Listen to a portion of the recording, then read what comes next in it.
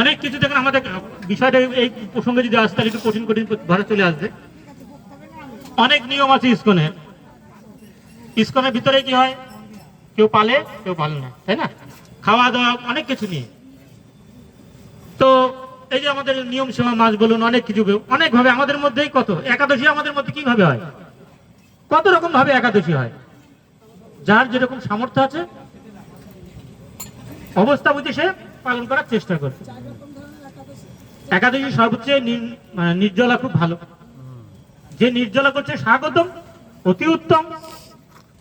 আবার সজলা কেউ সামান্য জল খাচ্ছে, আবার কেউ ফল খেয়ে থাকছে, আবার সেগুলো না খেয়ে থাকছে সবজি সবজি সবজি খেয়ে করছে।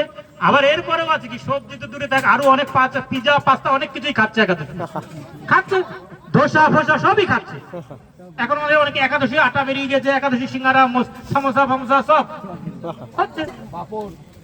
মূল কথা আমাদের শুনুন, ভক্তি বিভিন্ন স্টেজ আছে, যে যে স্টেজে আছে সে সেটা পালন করছে। আরে বাবা নাইন মামাতে কানা মামাতে ভালো, সে ভক্তি জীবনে একাদশী করতেই চায় না, সে করবেই না। অত নেই বাবা তুই সবজি খেয়ে তাও একাদশী কর, এটা কি ভালো না খারাপ? ভালো।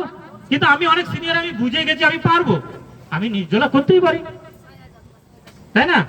ও সবাই সবাই সবজি খাচ্ছে, উনি আবার নির্জলা আছে আমাদের মধ্যে, আবার উনি আবার একটু বেশি বুঝে খাওয়া, উনি আবার নিষেধ করতে খাওয়া যাবে না, ওই তো খাচ্ছি রকম।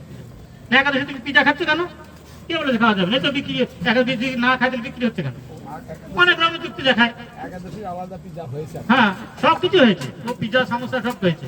এবার এটা হচ্ছে কি আমাদের নিজেদের ভক্তি, বলছে ভক্তি যার যার নিজের নিজের, কাউকে অনুকরণ করার জন্য নয়।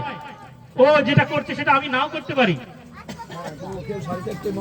হ্যাঁ